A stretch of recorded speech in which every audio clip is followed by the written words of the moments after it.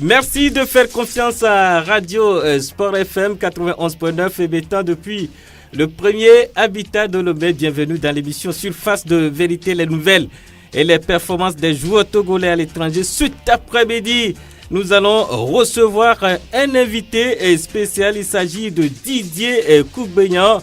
L'international togolais de Maccabi Netanya FC va évoquer sa saison, ses débuts en championnat en Israël, son aventure, son avenir plutôt, et ainsi le trophée du meilleur joueur togolais à l'étranger édition 2017. On va parler également de transfert dans cette émission avec Mathieu Dossevi qui va poursuivre sa carrière à Metz. Jane Dakonam, lui, peut changer de club. Il est sollicité par Séville et surtout Arsenal. Son président de Hitafe mise 35 millions d'euros pour son rachat. Également, dans cette émission, les statistiques des joueurs togolais qui sont donc à l'étranger et qui seront objet donc du meilleur joueur togolais, l'élection du meilleur joueur togolais. Cette édition 2018. Dans ce studio, on a l'équipe qui est déjà en place. Jacques Pekinsi, bonsoir. Bonsoir à vous Franck, bonsoir à toutes les auditrices et à tous les auditeurs comme d'habitude. Vous comprenez pourquoi je commence par les femmes. Les femmes d'abord. Les femmes d'abord. Oui. Un nom. Non, toutes celles qui m'écoutent, ça suffit, je ne veux pas d'autres problèmes. Kélia Cusson, bonsoir.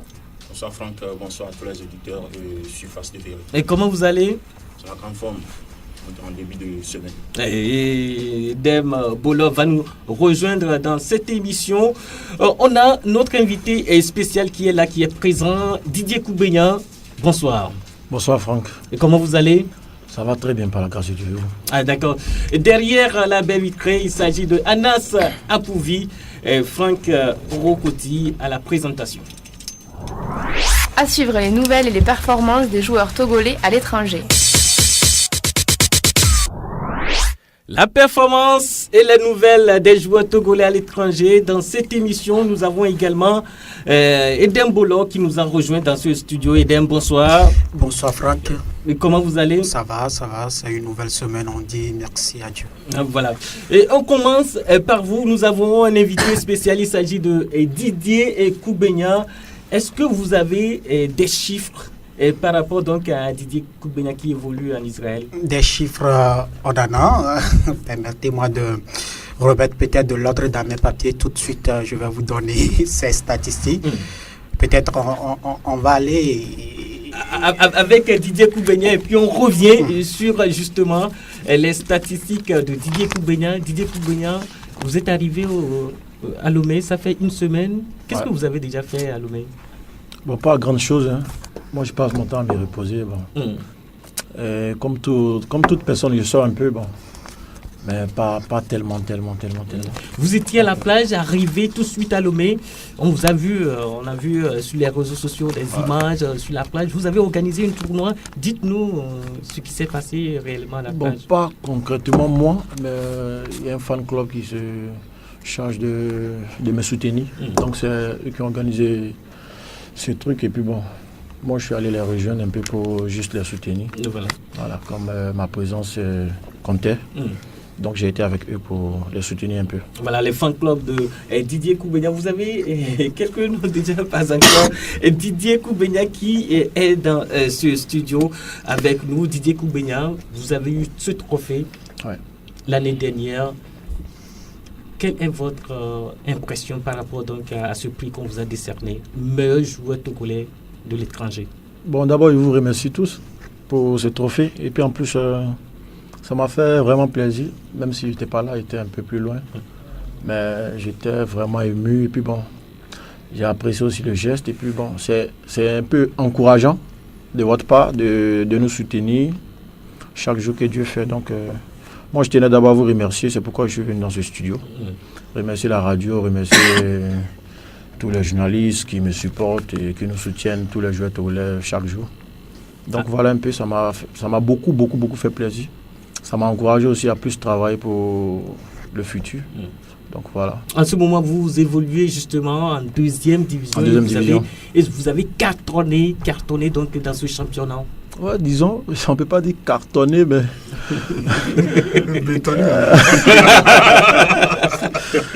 C'était un jeu d'ensemble, donc toute l'équipe a bien joué parce qu'on avait commencé avec moins 9 points au départ du championnat. Donc, c'était pas évident au départ. C'était pas évident d'arriver jusqu'à être champion. Mais on n'a presque pas perdu de match. Sur tous les matchs du championnat, on a perdu un seul match. Et puis c'était l'un des derniers matchs, si on veut dire le dernier match du championnat, avant les playoffs. Donc, on s'est battus tous pour ça. Donc, je ne peux pas dire j'ai trop cartonné, mais plutôt, là, ensemble, nous avons fait notre effort pour arriver à être champion. Voilà, vous étiez parmi donc les membres du jury. En ce moment, qu'est-ce qui a milité en faveur de Didier Koumbegna, Jacques Péquincy? L'une des grandes clés, c'est surtout la régularité des résultats de ses performances semaine par semaine. On s'est rendu compte quand même qu'au-delà, parmi tous ces joueurs qui évoluent à l'étranger, le nom de Didier revenait chaque semaine au vu de ses performances en termes de passes décisives et de buts inscrits en faveur de son club. Maintenant, on n'a pas trop réfléchi. La réponse était toute claire et il fallait même pas hésiter avant de donner le nom de Didier. Je crois que il y avait un trio qui a été dégagé et après le vote a été fait au niveau donc des supporters. Justement, c'est aussi la clé. Quand vous avez les supporters dans la poche, comme on le dit souvent, ça marche. On s'est rendu compte que Didier est aimé, surtout à Lomé, au Togo, il est aimé au vu de ce qu'il a déjà montré dans notre championnat et de tout ce dont pensent tous ces supporters ou tous ces footballeurs, également au niveau national. Maintenant, c'est vrai qu'ils n'ont pas l'opportunité de suivre chaque week-end les rencontres de Didier à l'étranger, mais ils se sont rendus compte quand même qu'à chaque fois qu'ils font le bilan de la semaine, Didier revient en termes de meilleur passeur décisif ou bien de buteur. Alors, ils se disent que c'est aussi de la même manière que le joueur grandit et c'était forcément logique pour nous de pouvoir lui dédier ce trophée. En tout cas, personne n'a regretté la désignation de Didier parce que c'était logique. Les internautes également avaient voté. Également sur le site de Radio Sport FM, il y avait des auditeurs, des lecteurs plutôt, qui ont également voté en faveur de Didier Koumbegna. Oui, c'est vrai qu'on avait une équipe qui était donc en place au niveau de la radio pour pouvoir faire le voting et tout, mettre les statistiques en jeu et au courant des auditeurs et des lecteurs de notre site et tout. Mais après, on a aussi laissé le soin à eux de donner leur avis par rapport à cette élection. C'est à ce niveau que le choix s'est plus présenté au niveau des internautes par rapport à Didier Koumbegna, comme vient de le dire Jacques Péquincy. C'est vrai, ils ont l'habitude donc d'avoir des nouvelles de Didier sur le site et en direct de la radio, tout par rapport à tout ce qu'il fait dans son championnat du côté de l'Israël. Donc c'est ça qui a fait que, bon, à un moment donné, les internautes aussi ont apporté leur pierre à l'édifice pour qu'on puisse aller jusqu'à la fin de ce voting. Et en fin de compte, on s'est rendu compte qu'on était presque unanime sur le choix de Didier Koumbegna. Et donc je pense que c'est par rapport à tout ce qu'il a fait tout au long de la saison et c'est assez mérité depuis le début. On sentait un peu que ça devrait être lui et tout jusqu'à ce que le trio nous soit dégagé, quoi. Est-ce que après cette élection, les dirigeants du club ont eu vent également que vous étiez nominé? Oui, bien sûr. Il y en a parlé au staff du club. Et puis après, bon, j'ai publié. Donc, presque tous les supporters, tous les fans d'Israël ont aperçu l'image. Ils ont vu, ils m'ont félicité. Donc, j'espère que le message a été passé. Bien passé. Ouais. Voilà. On retourne vers Eden Bolo qui finalement a mis de l'ordre dans ses papiers pour aller suivre les statistiques cette saison de Didier Koumbegna en Israël. Alors Didier Koumbegna, c'est 22 ans. C'est 32 matchs joués cette saison en championnat, dont 20 titularisations, 6 réalisations et 5 matchs dont 2 titularisations et un but en coupe Toto Cup. Toto Cup, ils appellent généralement ça Toto Cup. Et puis, il est coupé de 4 cartons jaunes. Est-ce que c'est vrai, tous ces chiffres à votre endroit? Ouais, ça fait 7 buts 1 but en coupe et puis 6 buts en championnat. Comme il a dit. Ouais. Voilà. 4 en jaune aussi. Ouais. En début de championnat, on ne vous a pas senti, en début de championnat, ça a été tellement mou à votre niveau? On ne peut pas dire que ça a été mou, mais vous savez, souvent il y a des choix. Donc, quand le travail n'est pas tellement bien, ça dépend aussi des choix du coach. Donc, puisque ce n'est pas maintenant qu'on travaille ensemble, lui et moi, donc, on en a discuté. Il m'a dit non, bon, tu vois, moi je te mets à côté d'abord pour voir, pour que tu reviennes en forme et tout. Et puis en plus, moi, je n'étais pas trop bien portant. Donc, au même niveau, il y avait le championnat qui était déjà lancé. Donc, il m'a dit, par rapport à ton état de santé et tout, je ne vais pas te laisser commencer directement. Parce que si ça ne va pas, c'est sinon que ça retombe. Donc, il a accepté son offre. Et puis bon, je me suis assis quelques temps. Et puis après, au fur et à mesure que je me portais bien, il a commencé à m'intégrer dans le groupe. Et puis bon, tout est parti. On ne peut pas dire que ce sont les transferts, les arrivées. Il y a également un Africain qui était là. Est-ce que les Africains, là, les 16 joueurs, là, n'ont pas pris votre place en ce moment, en début de championnat? Non, même pas du tout. Parce qu'on n'a pas trop changé de joueurs. C'est la même équipe qui est revenue. Il y a eu peut-être 2, 3, 4 personnes qui sont arrivées. Mais ça n'a pas eu d'effet sur moi. Pratiquement, non. C'est comme je vous l'ai expliqué. Voilà, il y avait mon état de santé qui n'allait pas trop bien. Donc, il a discuté avec moi. On a discuté. Il m'a demandé de m'asseoir au début du championnat. Il a accepté. Parce que moi, après, je me suis dit, bon, tu as bien terminé, tu as bien joué la 2e division. Si tu ne reviens pas pareil, ça sera un peu... Oui, si tu ne reviens pas pareil que la saison passée, et comment vont te voir les gens vont te voir d'une autre manière. Bon, peut-être qu'ils vont dire c'est la 1re division maintenant, c'est pas son niveau, tout et tout. Donc, j'ai accepté son offre puisque c'est lui le coach, il voit plus mieux que moi. Et puis bon, ça a marché.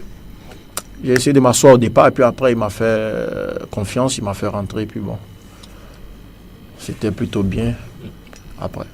Voilà, on garde toujours Didier Koubenia avec nous, mais nous allons également écouter une autre intervention. Ça sera celle d'un autre joueur togolais, Didier plutôt. Ça sera Fodo Laba. Fodo Laba, bonsoir.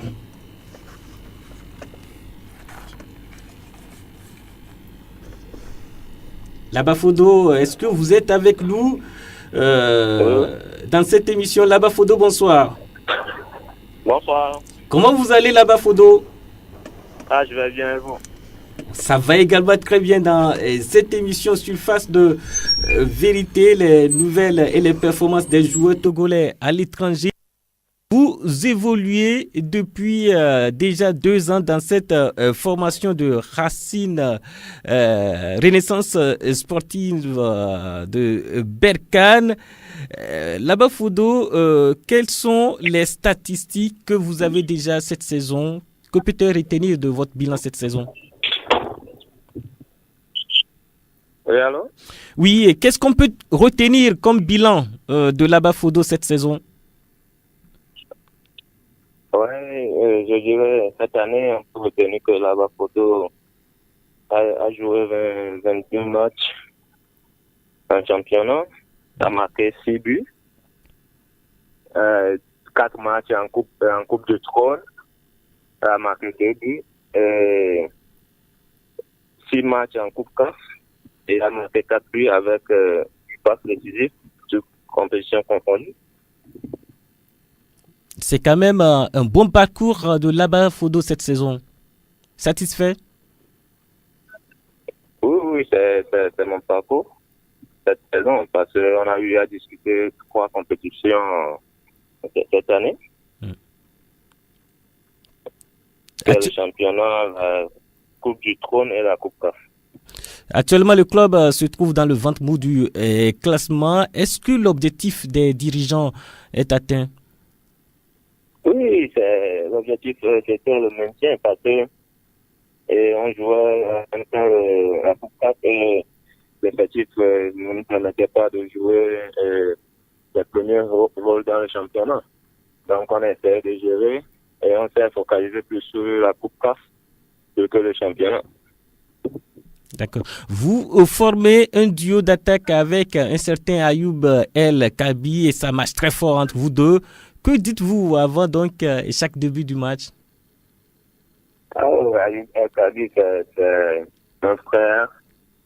Je dirais parce qu'il est simple aussi comme moi. Je dirais conforme un Dieu au trait explique à notre équipe. Parce que avant chaque match, on se dit bonne chance.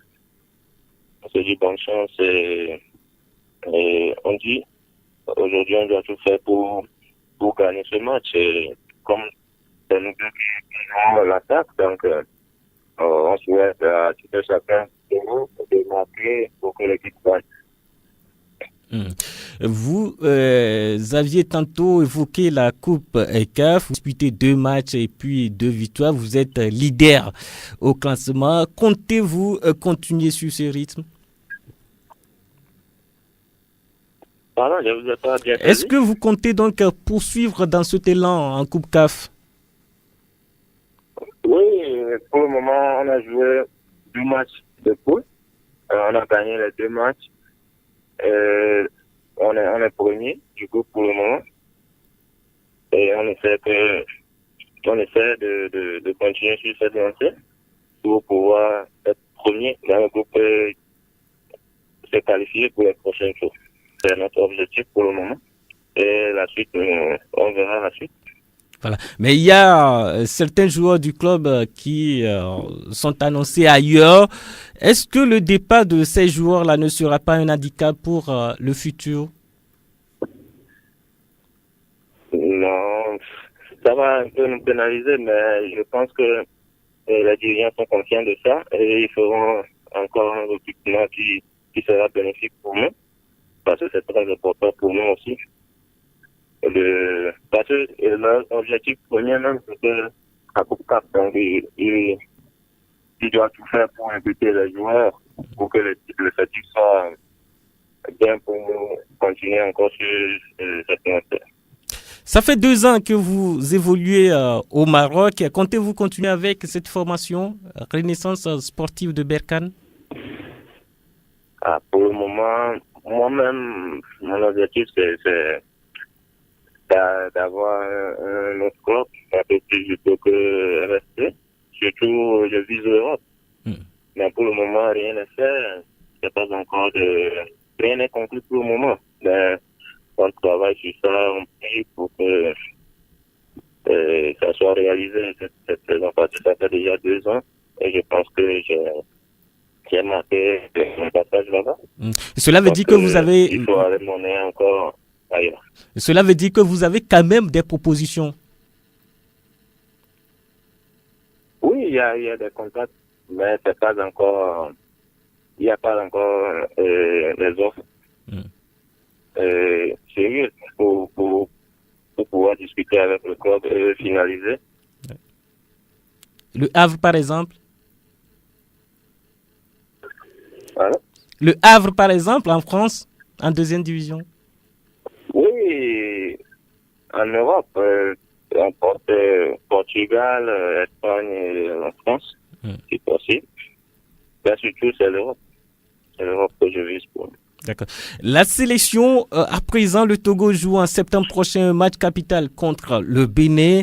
Est-ce que le groupe est prêt pour ce challenge? Oui, le Togo est prêt. Parce que tous les joueurs, mon capitaine, tout le monde est conscient de ça, de l'importance de ce match. Et on parle en ce moment comment faire pour qu'on puisse gagner ce match qui nous permettra de se relancer dans ce groupe, parce qu'on a perdu notre premier match contre l'Algérie. Donc, on doit tout faire pour gagner relativement ce match contre le Bénin en septembre. Voilà. Nous avons dans ce studio un autre joueur togolais qui évolue en Israël. Il s'appelle Didier Ekoubenia. Est-ce que vous le connaissez? Oui, Ekoubenia Didier, je le connais très bien parce que j'avais joué avec lui à l'équipe nationale locale quand on passait pour du froid, je pense. Ouais. Mais malheureusement, on était logés tous ensemble, donc je le connais très bien. C'est mon pote. C'est un bon joueur également. Sinon, on s'entend bien. Didier Koumbénia, quelle réponse par rapport à cette intervention de Fodo là-bas?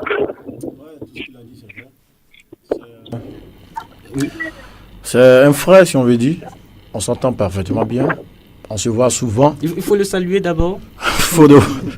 Fodo là-bas, il vous salue. Alors mon frère, comment tu vas? Ça va? Allô? Allô mon frère, ça va? Oui, allô? Fodo là-bas, c'est Didier Koumbénia qui vous salue actuellement. Ah, et toi, comment tu vas, mon frère? Ouais, ça va par la grâce de Dieu.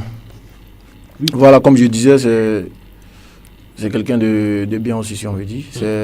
On a eu à partager, comme il a dit, l'équipe nationale avant l'UFOA, mais qui n'a pas eu lieu, malheureusement. Donc, on dormait ensemble. On a eu à partager un petit moment ensemble. Donc, après ça, on se voyait dans le championnat, dans des rencontres. Et puis bon, voilà. Donc, nous sommes de bons amis. Voilà. Conclusion, Fodo là-bas pour vous laisser partir. Oui, toujours se remercier le bureau sportif.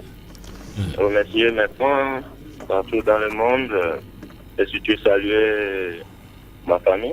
Depuis la famille là-bas, depuis quelques années. Avant de vous laisser partir, peut-être une dernière question, ça va venir de Jacques Pekensi. Jacques, qui est là également dans ce studio. Jacques va vous poser cette question. Fodo là-bas, bonsoir. Bonsoir. Alors, comme Didier Koumbénia, vous êtes un bon danseur. Oui, on vous a vu danser, exécuter plusieurs danses après début. Je sais que vous seriez, mais c'est pas grave. Alors, quel est le sens que vous portez à toutes ces danses que vous exécutez Agbaja, après Agbaja et tout cela? Oui. Agbaja, c'est chez moi. C'est pourquoi, souvent, quand je marche, là, j'essaie de danser et montrer à tout le monde que non, moi aussi, je suis originaire de Bède. Donc, c'est ça. Merci beaucoup, Fodo, là-bas, d'avoir de réagir dans cette émission sur Face de Vérité. On va vous retrouver après. Je précise que vous êtes également en congé, mais très très pris par la famille. On est toujours avec Didier Koumbénia. Justement, on parlait de vos chiffres, statistiques. Comment vous avez vécu ça cette saison? Bon, je crois qu'au début, c'était un peu difficile pour moi. Parce que je n'ai pas vraiment commencé, si on veut le dire, par rapport à mon état, comme je l'ai dit, de santé. Donc après, quand j'ai commencé à jouer, tout allait bien pour moi. Tout allait bien, les choses sont allées très vite. Je me suis réinséré dans le groupe et puis bon, tout a marché, je crois. Ah ouais, sur le banc au départ. Et le premier but, c'était en décembre. Hein. Vous avez vécu ça comment? Le premier but, c'était en coupe d'abord, mais qui n'est pas compté dans les buts, dans les statistiques des buts. Donc, bon, après, comme on le dit, je connais mon talent, si on veut dire. Donc, je savais que tout allait venir de petit à petit. Donc, j'avais aucune pression. Je jouais parce que je savais que ça allait venir au fur et à mesure. Donc, voilà, il a marqué 6 buts. Et puis après, je pense que ça a été. Jacques? Oui. Didier, qu'est-ce que vous répondez à ceux qui pensent que votre performance de cette année, comparativement à ce que vous avez fait l'année dernière, c'était comme si la première division israélienne était encore plus élevée pour vous? Ben non, si vous suivez bien la fin du championnat, moi j'étais pratiquement l'un des meilleurs joueurs du championnat. Voilà, c'est comme je le dis, je n'ai pas pu commencer par rapport à mon état de santé. Donc, je ne pouvais pas faire part de ça à tout le monde ou me mettre sur les réseaux sociaux comme quoi je ne me porte pas bien. Donc, j'essayais de rester dans mon coin et puis voir les choses s'améliorer et puis rentrer dans mes vraies performances. Donc, après, moi, comme on le dit toujours, on laisse parler les gens. Les gens peuvent comprendre comme ils veulent. Mais moi, mon travail, c'est le football. Donc, je n'ai pas à parler, j'ai à démontrer ce que je connais, ce que je sais. Donc, voilà, vers la fin, je suis sorti du lot. J'ai démontré que j'étais l'un des piliers de mon club. Donc, voilà, après, tout le monde a apprécié. Ça fait 2 ans que vous êtes en Israël. Et puis, est-ce que l'intégration a été facile pour vous? Ça fait 3 ans, disons. 3 ans, disons. Depuis 2015. Oui. Bon, pas vraiment. Vous savez, toute chose est difficile dans la vie, mais seul le courage, moi, j'ai toujours eu le courage, j'ai toujours eu à affronter l'aventure. Donc je crois que pour moi, ça a été difficile, mais en tant qu'un homme, en tant que quelqu'un qui sait ce qu'il veut dans la vie. Quelles sont les difficultés que vous avez rencontrées? Là-bas, bon, au départ, je ne parlais pas anglais, je parlais que le français, donc c'était un peu difficile pour moi de parler au coach, de discuter avec des amis. Mais au fur et à mesure, j'ai appris à parler dans la rue. Et puis aujourd'hui, bon, je pense que ça va. C'est l'une des premières difficultés. Après, il y a le changement climatique. Voilà, ça m'a fatigué un peu au départ, mais je me suis adapté puisque je savais ce que je voulais ne voulais plus revenir en arrière. Voilà, surtout donc, ça. Surtout ça. Ouais. Retrouver le championnat togolais. Revenir en arrière, ça sera plus difficile pour moi. Et puis bon, je me suis fixé des objectifs dans ma vie, donc je me suis dit, voilà, il y a eu l'opportunité d'avoir au moins une chance. Il y a plusieurs personnes qui jouent, il y a des milliers de footballeurs ici qui n'ont pas cette chance-là. Donc si moi j'ai cette chance, il ne faudrait pas que je revienne en arrière. Donc voilà, il y a affronter les réalités de là-bas, il y a la nourriture qui change, on n'a plus nos plats africains, tu es seul à la maison, qui va te faire à manger si tu ne sais pas cuisiner. Donc il y avait pratiquement toutes ces difficultés-là qui me fatiguaient, mais comme je le dis, j'ai su m'adapter et puis bon, par la grâce de Dieu, je pense qu'aujourd'hui, ça va. Et sur le terrain, est-ce que le système technique ou bien le système tactique ont également eu des effets sur vous? Bon, c'est pas pareil qu'ici, vous savez. Puisque là-bas, on étudie le jeu de l'adversaire. On fait des entraînements, des séances vidéo. Et puis bon, tout est déjà tracé. Peut-être 6 mois avant, on sait ce qu'on doit faire. Il y a le professionnalisme, il y a tout qui change. Donc, c'est pas le même truc. La concentration n'est pas pareille. Vous savez, là-bas, eux, ils sont plutôt...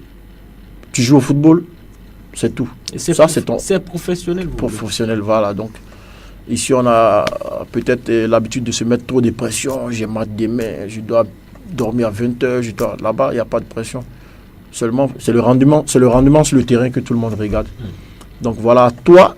de savoir ce que tu veux d'abord, à toi de savoir marcher, voilà, pour avoir une bonne performance dans le match. Et puis bon, voilà.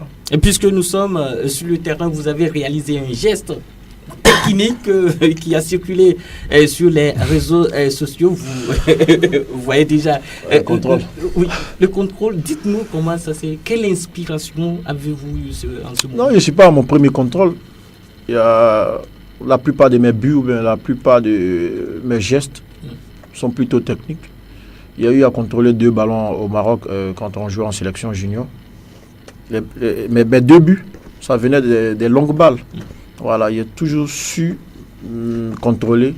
Donc, ça a été une chance, mais en même temps, il y avait l'assurance de si je prends le ballon, c'est bien si je rate le ballon. Bon. C'est pas évident que je puisse contrôler ce ballon, donc ça a marché, donc je dis Dieu merci. Voilà, vous qui avez regardé ce geste-là, est-ce que vous pouvez nous décrire encore, décrivez ce geste-là justement à ceux qui nous écoutent actuellement?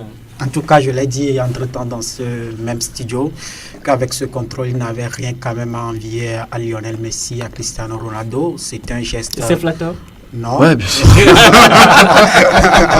Ce n'est pas parce que je suis loin de ce niveau. Ce n'est pas parce que Didier se trouve devant moi que je vous dis ça. Je l'ai dit dans les mêmes conditions sans que Didier Koumbénia. C'est pas une pression de Didier. Non, ce n'est pas une pression. C'est-à-dire il fait quand même un contrôle de grande classe. Il faut le dire, le ballon arrive. Avec son pied, je pense que c'est le pied droit ou le pied gauche. Il arrive à réceptionner le ballon avec une qualité exceptionnelle. Pour moi, je suis resté bouche bée quand j'ai vu cette action. Pour un joueur qui évolue en Israël, faire un tel geste, on a été tous surpris. Maintenant, quand vous connaissez le talent du joueur, vous vous apercevez qu'il peut le faire. Il a déjà fait cela avec les sélections juniors. Alors ça n'a pas été une surprise pour lui également. Et donc moi j'espère qu'il va continuer par travailler également ce côté. Parce qu'aujourd'hui dans le football moderne, c'est beaucoup plus les gestes techniques qui font beaucoup plus la différence dans les grands matchs. Et je pense qu'avec cela, Didier Koumbénia peut évoluer au haut niveau. Et quel temps Didier Koumbénia avait parlé des choses qui ont agi sur lui, notamment le climat, la langue et puis l'aspect terrain. Et quelle réaction avez-vous par rapport à tout ce qu'il a dit? Non, je pense que c'est tout à fait normal. Quand on quitte le monde amateur pour le monde professionnel, c'est naturel que les choses puissent changer au niveau d'un joueur qui vient du Togo et qui découvre le championnat israélien comme ça. C'est pas la même méthode de travail et tout. Donc, c'est normal que ce soit pas la même chose. Et surtout que c'est un monde professionnel. De l'autre côté, c'est quand même l'Europe, d'Israël maintenant, le climat aussi, c'est comme ça. Quand tu es au Togo avec la chaleur, le soleil tout le temps et puis tu te retrouves sous la neige, c'est normal qu'il ait des difficultés sur ce plan, mais il a eu un mental assez fort pour pouvoir surmonter tout ça là et s'acclimater et puis s'imposer dans ce championnat, d'abord en seconde division puis en première division. Mais moi, sur cette saison, ce que j'ai le plus aimé chez Didier, c'est sa détermination, son courage à deux mains, parce que moi-même à un moment donné, je me suis dit le garçon là, il est en train de passer à côté de sa saison, mais il est revenu avec de meilleurs sentiments, il a retrouvé toute l'énergie qu'il faut et puis quand il a commencé soit à marquer des buts, soit à donner des passes décisives, j'ai recommencé à avoir confiance en lui parce que je me suis dit qu'il a recommencé à travailler sérieusement pour gagner sa place et tout. À un moment donné, on n'a pas su, nous aussi, malgré les recherches, on n'a pas su qu'il était souffrant. Donc, je me suis dit, voilà, je me suis dit que c'est peut-être à cause de l'arrivée d'autres joueurs. Il y a un joueur africain qui est arrivé, il évolue ici en attaque. Je me suis dit, on lui a piqué sa place et tout. Mais technicien que je le connaissais, pour l'avoir vu jouer à l'Est Europort, je me suis dit, si ça ne tient pas, il peut évoluer sur les côtés ou au milieu de terrain comme relayeur. Donc voilà, on l'a retrouvé à ce niveau par moment. Mais après, il a retrouvé sa place. Soit il est buteur, soit il est passeur. Et je pense qu'il est en train de bien finir sa saison. Justement, sur la conclusion de Kelly, j'ai une question à Didier Koumbéna. Oui, avant cette question-là, il a dit que surtout, il ne veut plus revenir. Oui, c'est normal. C'est un mental assez fort. C'est mental fort. Quand vous avez traversé. Surtout ça. S'il doit revenir, c'est qu'il est en fin de carrière. Ouais, c'est un coup psychologique. Quand vous mettez une telle pression, forcément, quelle que soit la difficulté, vous surpassez pour pouvoir quand même vous adapter à toutes les réalités du championnat. On devient caméléon. Revenir avec tout ce qu'on a comme réalité, c'est compliqué. D'abord, tu ne sais même pas quand est-ce que ça va finir, tu ne sais pas quand est-ce que vous allez jouer et tout cela. C'est compliqué. Moi, quand Kelly parlait de neige et tout ça, ça me rappelait notre voyage vers Israël. Mais dans tous les cas, je reste quand même... moi, je n'étais pas surpris de savoir qu'il est revenu.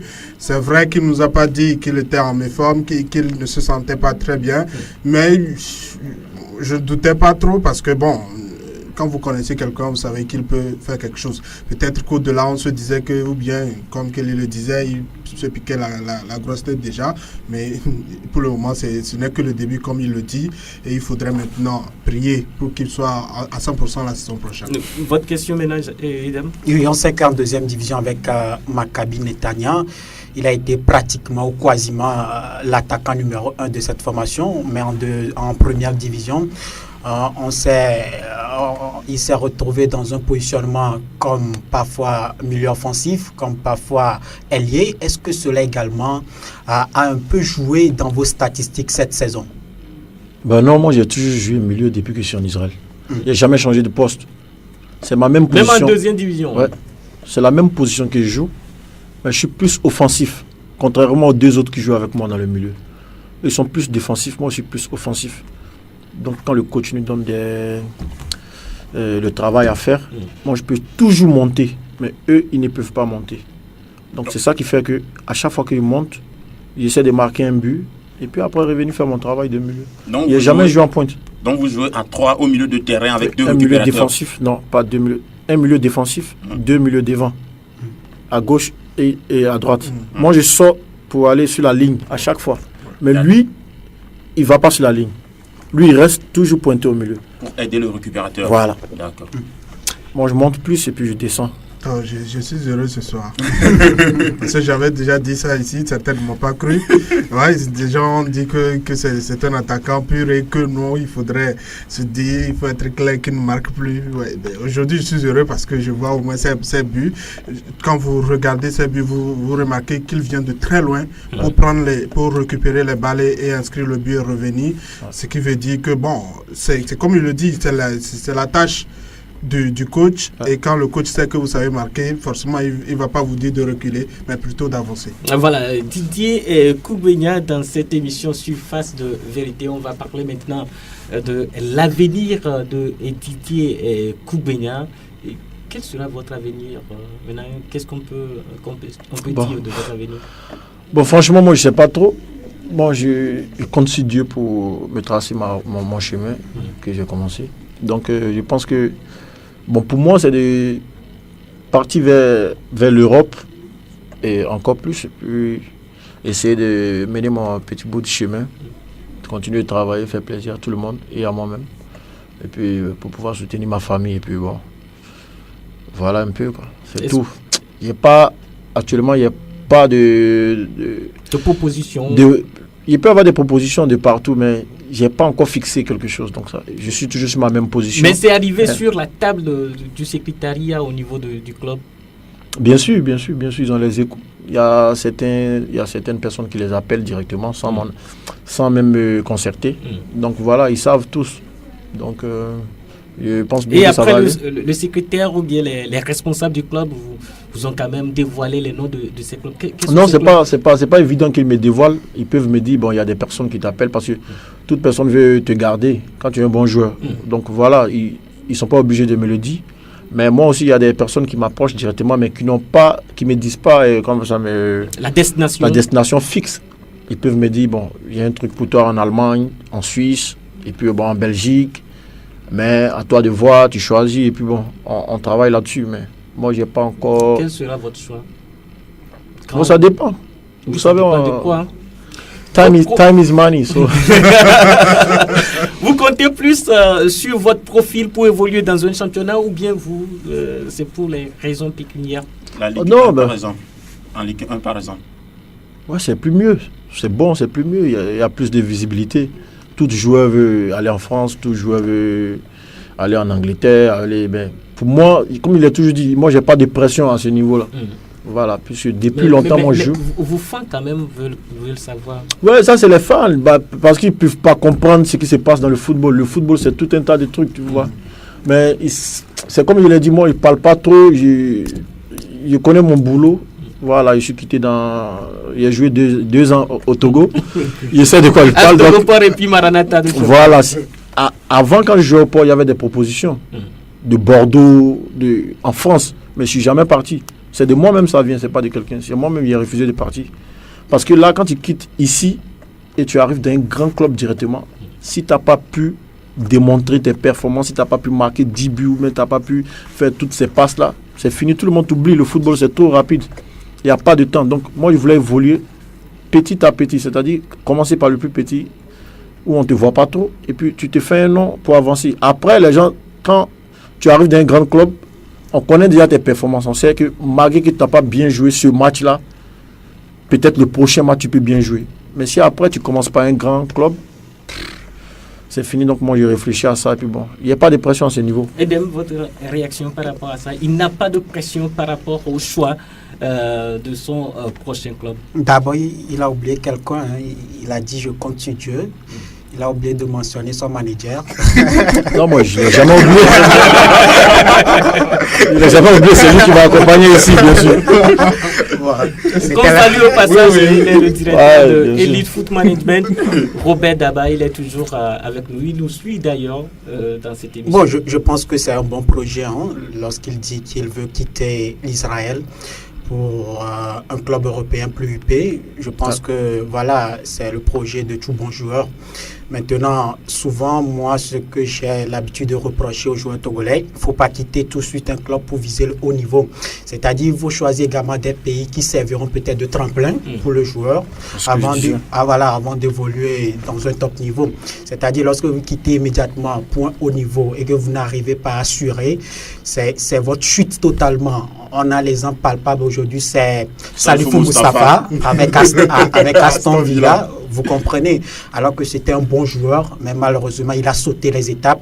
On a vu à quel niveau il est aujourd'hui.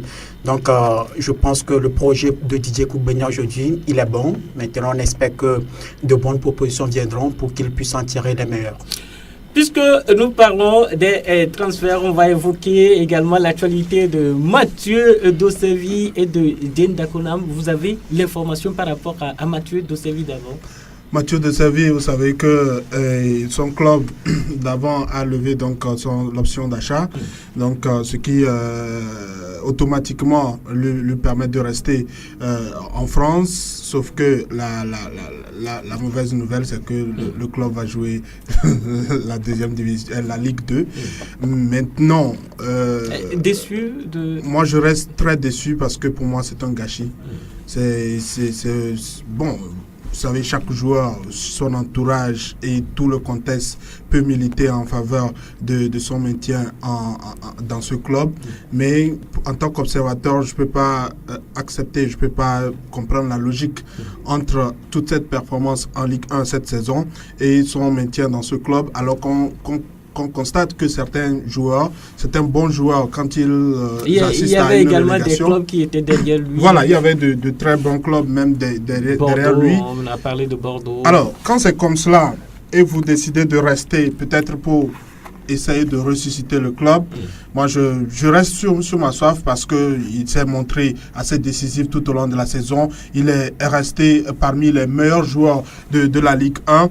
En temps normal, on pouvait quand même se dire qu'au vu de sa performance et de toutes ses capacités, il pouvait viser un club assez relevé. Ce n'est plus l'étape des Koubenya, si ça ne le frustre pas, de se dire qu'il va d'abord franchir certains paliers.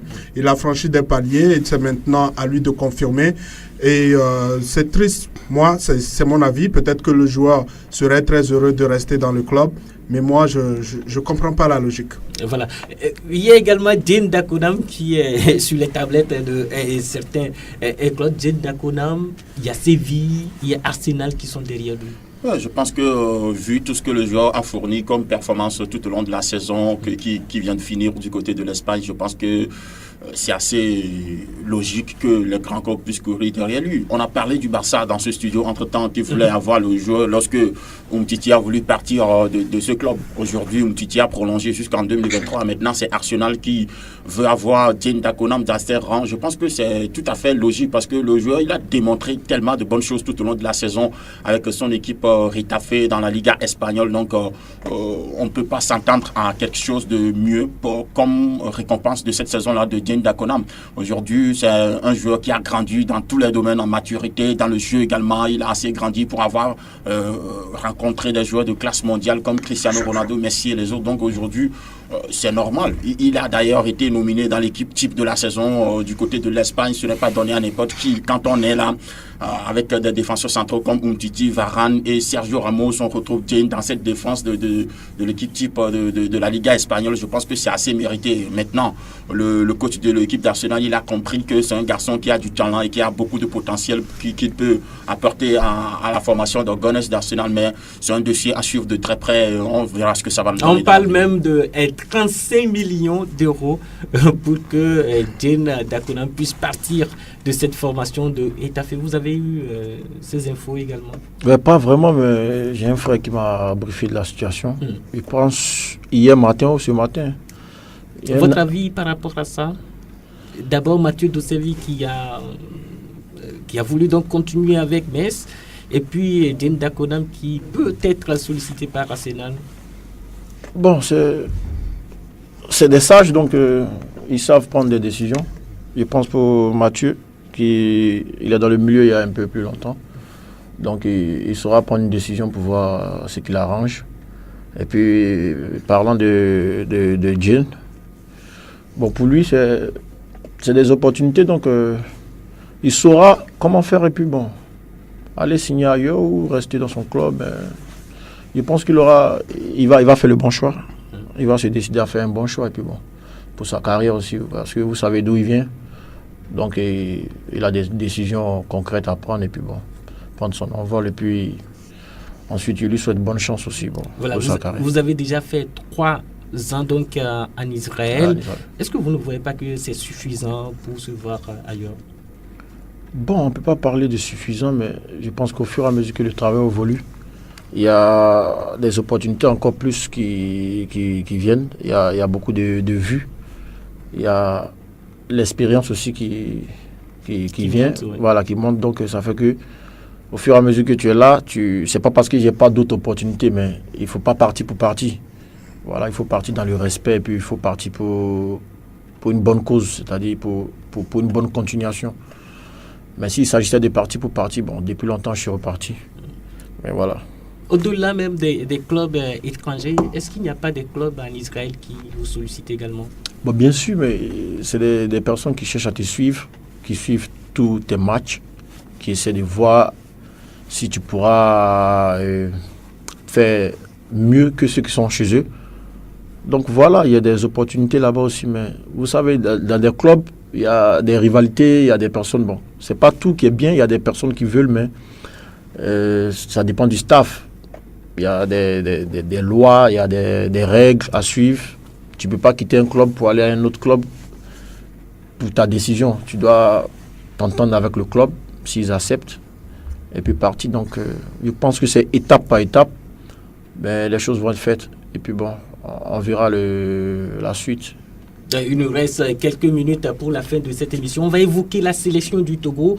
Vous venez donc de le dire, vous avez passé un petit moment avec la sélection, vous avez même eu à partager la même chambre avec Fodo là-bas, justement. Ouais. La sélection toujours, est-ce que c'est toujours dans votre programme, la sélection? Oui, bien sûr, comme tout autre joueur. Chacun de nous veut revenir au pays, puis bon, jouer en sélection. Moi, j'ai toujours voulu jouer en sélection. Voilà pourquoi je travaille beaucoup pour mes performances, parce qu'au départ, je me disais que bon, voilà, je suis dans le championnat togolais. Même si c'est pas maintenant qu'on va m'appeler, mais il faut que je travaille. Par rapport à mon travail, on va m'appeler. Donc j'ai toujours mis dans ma tête qu'il faudrait travailler, être encore plus fort qu'avant pour que tu aies la chance de venir en sélection. Mais pour moi, comme je l'ai dit, j'ai jamais de pression dans ma vie. Voilà. Je sais que toute chose a son temps. Et puis bon, je pense que par la grâce de Dieu, les choses viendront. Et puis bon, quand ça sera mon temps, je vais aussi donner le meilleur de moi et puis montrer ce que je sais faire. Mais pour l'instant, c'est pas mon premier objectif, puisqu'il y a le club qui est une saison, c'est presque un an. Voilà, la sélection, c'est pas intermittence. Voilà, donc on se concentre toujours sur le club. Et puis après, bon, si on nous fait appel, bien sûr qu'on viendra avec joie, avec bras ouverts. Voilà, vous avez fait une saison impressionnante en deuxième division. Claude Leroy est arrivé. Les gens croyaient qu'il va vous faire appel. Est-ce que vous êtes déçu lorsque, à chaque fois qu'on publie une liste, vous ne voyez pas votre nom? Est-ce que c'est une déception pour vous? Non, jamais déçu. Moi, j'attends toujours qu'on m'appelle. Donc, je ne peux pas être déçu. Si j'étais déçu, je n'allais pas dire que j'attendais qu'on m'appelle un jour. J'ai jamais été déçu, puisque voir la vie, c'est les difficultés. Moi, j'ai toujours eu ce problème-là. Souvent, on m'a toujours eu ce problème-là. Donc, pour moi, c'est... Avec Adam Fazazi aussi. Oui, il y a eu toujours des problèmes en sélection. C'est-à-dire, souvent, tu sais qu'on doit m'appeler normalement, mais on ne t'appelle pas, tu te poses des questions. La question, c'est quoi? Le problème, c'est quoi? Le souci, c'est quoi? Bon, moi-même, j'ignore. Non, moi j'ignore, puisque moi je ne suis pas ici, donc j'ignore, et puis personne ne m'appelle pour m'expliquer que voilà. Donc pour moi, c'est toujours le travail. Donc comme il y a mon club, il y a des objectifs avec mon club, et puis avec ma carrière. Donc je me focalise encore plus là-dessus. Et puis je pense qu'avec le travail, si Dieu me donne la chance et qu'on m'appelle, je viendrai, comme il a dit. Donc voilà un peu quoi, c'est toujours le travail d'abord. Après la sélection, si on t'appelle, c'est ta chance, donc tu viens. J'ai pas d'autres idées arrière, il n'y a pas d'arrière-pensée. Vous avez eu des contacts avec Claude ou bien quelqu'un du staff technique? Non, moi j'ai jamais eu de contact avec quelqu'un de la fédération. Non, moi j'ai jamais eu de contact. Voilà, cette émission prend fin donc sur ces mots de Didier Koumbénia, mais on va vous écouter par rapport à votre conclusion par rapport à cette émission. Non, voilà, moi je vous dis merci à tous ceux qui sont dans ce studio, merci à la radio Sport FM, et puis merci à tous ceux qui sont à Lomé qui me soutiennent depuis toujours, à mon fan club, à mon manager Robert, à ma famille, à tous ceux qui me poussent, qui prient pour moi aussi, et voilà. Merci et bon week-end à tous. Merci aussi d'avoir accepté notre invitation. L'équipe technique également de cette émission vous remercie de votre présence par rapport à cette émission. Merci aussi à vous qui nous avez suivis. Je compte vous retrouver lundi prochain à la même heure et sur la même fréquence. Bonsoir chez vous.